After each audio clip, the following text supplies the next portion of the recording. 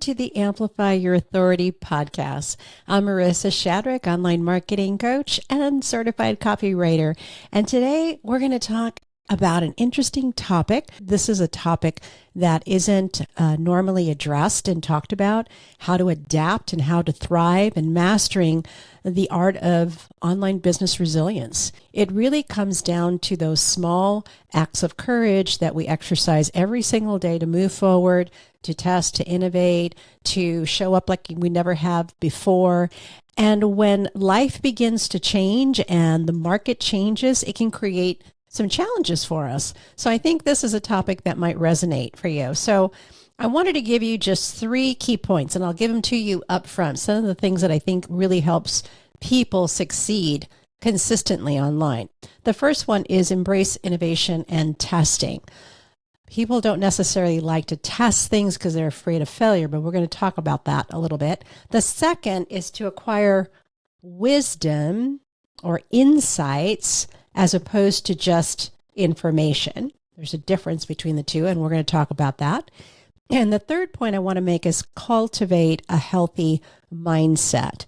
These 3, I feel time and time again in my own experience and also in interacting with peers and talking to other mentors. These are things that I think we always see consistently. Maybe it's not so obvious, but it's happening, and it really helps people continue to thrive and move forward.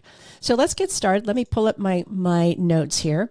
And the first point I'm going to make is that it's important for all of us solopreneurs or small business owners to always embrace innovation and testing. My goodness, there are so many things that are evolving on a daily basis now. There's so many new things, so much information that is now, it's hard to keep up. It's hard to keep up with all of the changes that are going on.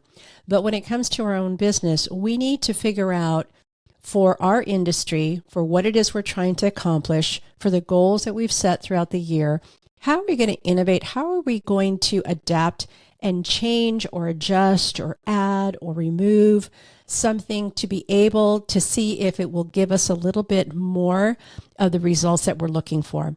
And in order to do that, when we innovate, when we start putting in our creativity hat and we start thinking of other ways maybe to prospect, other ways to get in front of other audiences, we begin to test. And test is just that. Test is to see how it's going to land, how it's going to be able to create the results that you want. And sometimes the tests aren't that great. You don't get a good grade on the test, but it's an opportunity to learn, and it's an opportunity to adjust and review. And sometimes the test goes really well, and we uncover a whole new way of operating that we would have never discovered had we not tested. Even people that use ads, they test headlines. They're always testing to see which one is going to resonate. And then they shut down all the other ads and they stay with the one that is working and converting. So the best example I can give you about innovating and testing is when we all went through that season of the pandemic. Everything changed, everything shifted, right? Many businesses, like in retail, in hospitality, at the time I was living in Vegas, and we saw literally the strip was empty. No people, no cars, nothing. Just a little bit of litter that was just kind of blowing across the street in the wind. That was it. There was nothing there. It was the oddest, strangest thing I ever saw, to see the Las Vegas Strip so empty with not a person in sight during the pandemic.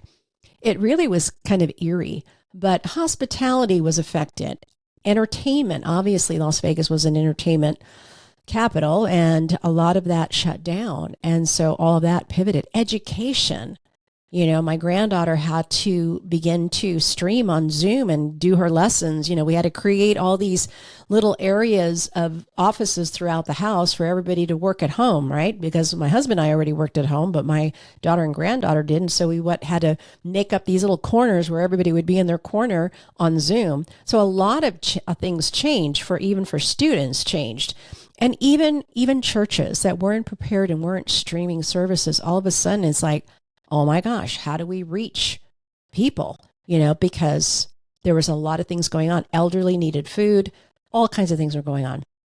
So with all the limitations, people began to see, what can we do? It's not so much what can't we do. And this is what we have to consider when we're trying to grow our business. We figure out, what can't we do? That's easy to figure out. Okay, I can't do this. Well, why can't you do this? And figure out, what can you do? Is there a different way of doing it? So many businesses had to pivot during that time and think of new ways of connecting with their prospects, connecting with their clients. And they had to pivot and reinvent strategies, what would work. And in the testing, people would test something, and if it worked, then other people would adopt it as well. New ways of doing business. Remember, there was kind of that drive-up service where people could drive up and pick up things, especially pharmacies. They had that kind of a drive-up thing where one person came out all covered up with a mask and everything, and they would, everything would be as touchless as possible. And so we have all those drive-through type things. And then through this, there was a lot of ideas and innovation that came out of it that's still practiced today. So the outcome not only helped during that time, but it just was a time that to see that there was a better way of doing things, that the same old could have stood some improvements. One of the things, for example, one of the results were people adapting more to technology. People didn't know about Zoom. Like, what's a Zoom? And now everyone knows. From students to elderly. Elderly were connecting with family members on Zoom. Remember those days in the holidays where you couldn't connect and gather together and people were connecting via Zoom? So everybody was aware of Zoom now, not just online entrepreneurs. So Zoom has become something that has allowed businesses to offer like hybrid opportunities for employees where they can work at home, but also just come in for major meetings or events and be able to have a balance, like work-life balance and work from home. So some of these things really ended up resulting in some great ways of conducting business. The other thing was the QR codes. QR codes kind of came and went back in, I don't know, it was back in 2015, around that time. And I thought they were great, but it didn't catch on. And then all of a sudden we saw the re-entry of the QR codes as people were trying to be touchless. And I used them when we started even going back to our familiar ways and things were opening up and we were starting to go to workshops and conferences. That would be a way that I would interact with people. I'd put a QR code so that they could scan and schedule an appointment with me or download a resource. It was the way that we were able to still stay touchless for those people that maybe had health issues and were a little bit concerned about just the re-entry of everything and everything starting over again. So QR codes are still used. They're used in restaurants, right? A lot of times you can scan a QR code and you got the menu right on your phone. Convenience. Amusement parks would use these too. QR codes for menus. And really, the apps have flourished. So we already touched on remote work, how it's helped that, and people continue to do that. But flexible customer service too, the development of apps, and even in fitness, a lot of people weren't going to the gym. And now we had even more. We already had, even back in the day when we had, videos, we had programs and stuff that we could buy, but now it's interactive, like the Peloton app. They have interactive programs. They have different types of equipment that's interactive, that looks like a mirror, but you're interacting with an actual live coach, a fitness coach. And so even that has evolved. And just about every tool that we are using now has an element of AI as technology continues to evolve and grow. We saw that many people are streaming now. They're streaming conferences. Churches are streaming their services. They're using streaming now more than ever. I'm using streaming right now to stream on LinkedIn. The online sales continue to grow. We saw Amazon. All of this came from a limitation that literally brought everything to a halt and look at all of the ideas, the innovation. Obviously, there was testing, right, that came out of that. So in all these illustrations, I'm trying to point out the fact that when you have something that is screaming at you right in front of you saying, halt, you can't proceed any further in this business, right? Or halt, that method is not working anymore, or that traffic strategy is not working anymore, or those conversions aren't happening anymore. When you have something that's saying, halt, stop, it's not working anymore, we begin to think what can work. We innovate. Just like all of us experienced during the pandemic.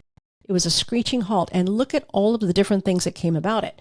The delivery services now, it used to be we were used to Lyft and Uber, but now you can go on an app and get a cooked meal, conveniently sent to your home like in 10, 15 minutes. You can order your groceries and have them sent to you.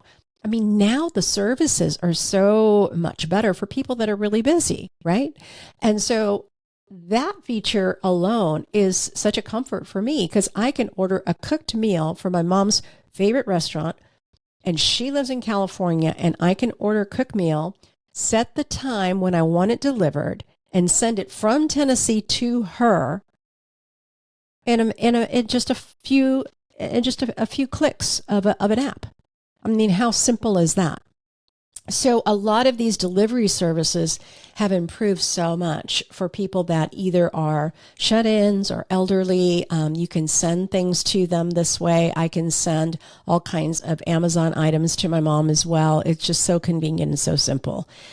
We also saw in the healthcare, there's more of the remote consultations, the remote doctors, the telecare, where you can go in and get consultation on some symptoms that you have, and they'll kind of do an intake and see whether or not you need to go to physically see a doctor. So even that has evolved. All of the doctors, the holistic doctors that I use now use portals. It's all about portals, and all your information is in a portal. It's almost like a membership, right? You go into a portal and you find all your information. And online education continues to grow using technology and using Zoom and using all these things. So long story to make a point, when everything stopped, it was innovation. It was not looking at the limitation, but the possibilities that brought about new ideas that are still being used today. And when we have that type of mindset that if I can't do this, then what can I do? We begin to think outside the box. We begin to think outside of the traditional ways of doing things, and we begin to find creative ways to get the work done that we need to do, whether it's prospecting, whether it's traffic strategies, whatever it might be. The second point I want to make is to acquire wisdom or insights as opposed to just information. Now, information is great. Information and investing in yourself to learn something is always going to be a good thing. I'm a lifelong learner, so I'm going to always be learning because I love to learn, especially when it comes to technology and all the things that are going on. But there is a time when we have to seek out ways where we can connect with people or mentors to get insights, right? That's when we take information and we use experience to offer others some insight. Maybe give them pros and cons. Because courses and trainings are always helpful, but at some point you need to implement. Each business is a little different. What works for one may not work for the other. You need to know the pros and cons. You need to learn from other people's past mistakes. You need to learn from other people's successes to streamline your efforts, because time is our greatest resource that we have. And if there's anything that will help us shorten the learning curve or remove complexity or simplify something, that's what we need. And sometimes information alone that teaches a method or a theory doesn't really give you what you need for implementation.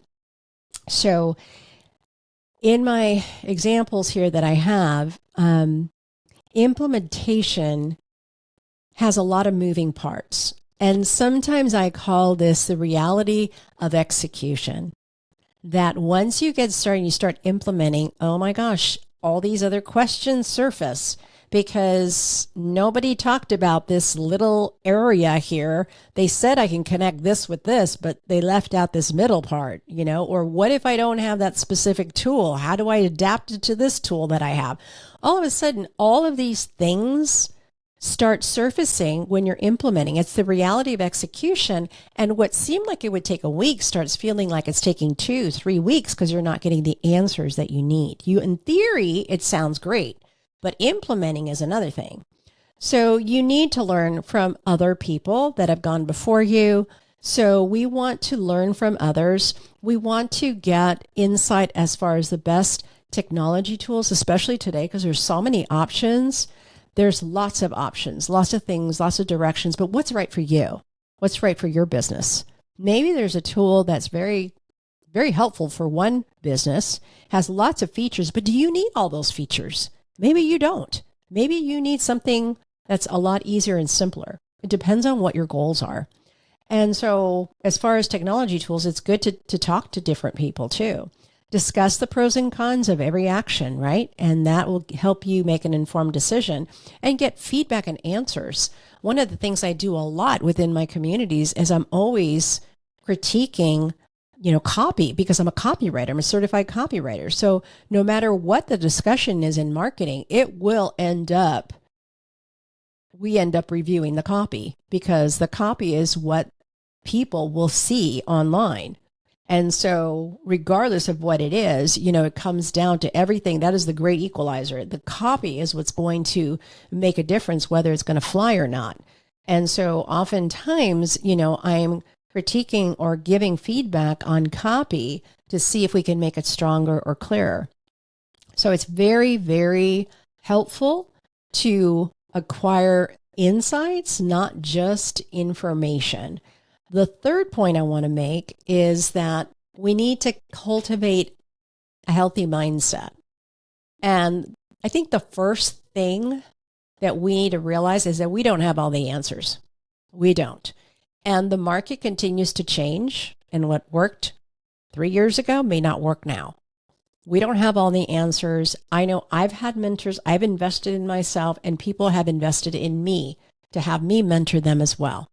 I teach copy, I critique copy, I mentor people, I have a mastermind, I have group coaching, I do one-on-one coaching, all of these various options so people can implement quickly, but they need to have a healthy mindset. They have to be open to new possibilities and to implement what they're learning. So mindset not only influences your decision making, because it will. There's some things that you'll never touch if you have a negative mindset about it. You'll never go that direction.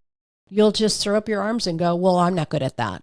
And you will completely take it off the table when maybe it's exactly what you should be doing. Instead, you should find other people that can help and support you and show you how to do it. So you have to have a healthy mindset and not say, I can't, or that's not me. It's maybe I've never tried this before.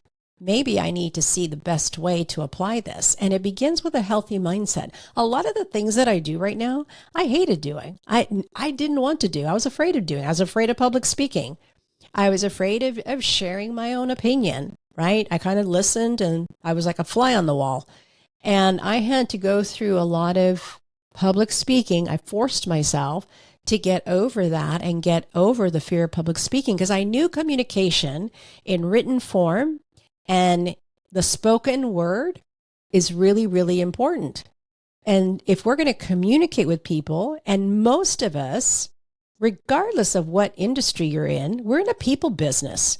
Even if you're selling some kind of tech tool, you're still in a people business and you're communicating one way or another to a prospect or to an audience and to your clients. So communication is important. And so you have to have a healthy mindset when it comes to that, about being on video or the communication you put out there, and know that you don't have all the answers. And that's why I'm a lifelong learner. I'm always learning because I know there's more that I can learn.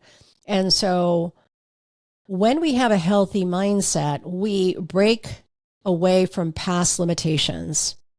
Maybe something in our past tells us or suggests to us that we're not capable of doing something. And so we have to recognize those past limitations and not let the past define your future. Never let the past define your future. Your future is unwritten. It's a blank slate. It's a blank page. It's ready to write your story, and you decide what story that is. So whatever happened in the past is in the past. It's over, and most of the time forgotten. So don't let the past define your future. Let the past allow you to learn and seek new opportunities or learn about who you are really. And so the past can really be a source for us to move forward with more confidence. So when we embrace change and uncertainty, that's a mindset shift, because some people don't like to embrace change or uncertainty. So earlier, the first tip I gave was to innovate and test. Some people testing feels too uncertain. They want a guarantee that this is going to work, and there are no guarantees. Everyone tests. You have to test the market. And so we try to do all our due diligence, and we try to do as much research as we can, and we try to write the best copy we can and set everything up in our funnel and everything correctly. But it is a test ultimately. And if you've done all of the things, your due diligence, your market research, all those things, you know what your audience wants, then it's just maybe a matter of tweaking just a few little places, not changing the whole thing and throwing your arms up and saying, this isn't working, I got to start over. And maybe just making small adjustments, and you will see conversions slowly improve over time. It's sticking with it. So many people will try something and they'll try it once and then give up and say, that didn't work. I mean, it's very seldom that someone will implement a strategy, for example, and have it succeed 100% and convert like crazy and hit the millions. It just doesn't happen that way. There are cycles, right? And there's revisions, and we begin to perfect and improve, and we get feedback, and we do surveys to improve our messaging, and it improves over time. So we need to embrace change and uncertainty. That's part of that mindset. And don't let fear become your master. Fear will rob you of choices.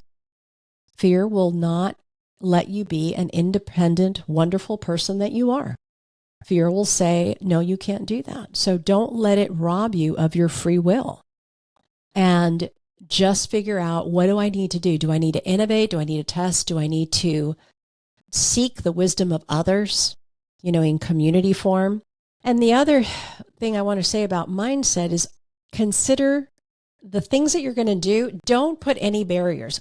Comfort zone, that term, it's very clear as to what that is, but it already defines that there's a zone, a barrier there already. There's and I always envision a little circle. This is my bubble. There's the boundary. I got to step out of my comfort zone. What if you didn't have a zone at all? No comfort zone, and there was no barrier. And it's just you taking the next step without worrying about some zone that you're in and whether you're out of it or in it. What if it's just you saying, this is what I need to do. What do I need? What resources, what insights, what type of community do I need to make it happen? And not put yourself in a zone that you have to get out of. Because it's really what we're thinking, right? It's the things that we're believing. It's the inner dialogue that's going on. So don't put yourself in a zone whatsoever. You don't have to step out of something that's not there. So don't even put that barrier up. But it does take courage. But I will say, all you need is 10 seconds of courage to take the next step. And maybe you have to exercise 10 seconds of courage multiple times a day, maybe 100 times in a day, but it's just 10 seconds. Can you do 10 seconds of courage to do the next thing? And forget about the zone You're not in a zone. You're not in a bubble. You're just taking steps. You're taking action. And as you take action and you begin to get into a momentum, you begin to discover more about your audience. You begin to discover more about yourself. You begin to make progress. You begin to convert. You begin to get on one-on-one calls. And all of a sudden this is happening because all the success happens when we're in motion. It doesn't happen when we're stopped, because when you're stopped, you can't steer. You can't steer a car when it's stopped. But when you're in motion, and it doesn't have to be fast, it could be slow. You could be in slow motion. You're still in motion. You're still making progress. You can still steer the car even when it's going slow. So you can steer and adjust. But in motion is where that happens. That's where the magic happens. And then the last thing I'm going to say is on mindset is remind yourself why you're doing this. And I think everybody has different ways of connecting and creating a healthy mindset. For me, it's journaling. It helps me so much to be able to really identify how I'm feeling, what my emotions are telling me. Maybe for you, it's something different. Maybe for you, it's going on a walk. Maybe for you, it's taking time and maybe reading a book. Maybe for you, it's listening to music. Something to reset yourself and give yourself space to think. We don't give ourselves enough time to think and ponder and reflect. And I think that's important. So journaling might be for you. Maybe walking, taking a walk might be for you. Find what works for you to cultivate that healthy mindset and reconnect with your why you're doing it. Because there was a reason back when that you wanted to do what you're doing right now. There was a reason. And most of the time, at least with most of my clients, it's not just for revenue. There's a deeper purpose behind it. Reconnect with that. And I love what Rick Warren says in The Purpose-Driven Life. The first line of his book is, "It's not about you." And that's what helped me with a lot of the fears and the negative talk and all the dialogue, the inner dialogue that creates that resistance, was that it's not about me. Stop focusing so much about myself and what I'm feeling or whatever fears I have, and start thinking about the people that you can serve. And that's just a wonderful way to be able to continue to cultivate your mindset. So here were the three. I'm going to wrap it up. So the three things to be able to help you continue to adapt and thrive in your online business is, number one, embrace innovation and testing. We're always doing that. Number two, acquire insights and not just information. Number three, cultivate a healthy mindset. All of the people that I have been mentored by, and they do this. They do this, and it's not really spoken about very much, but if you observe people, just do a test, just observe people. See if they do this. See if the people that you admire and the people you consider successful, are they innovating? Are they testing?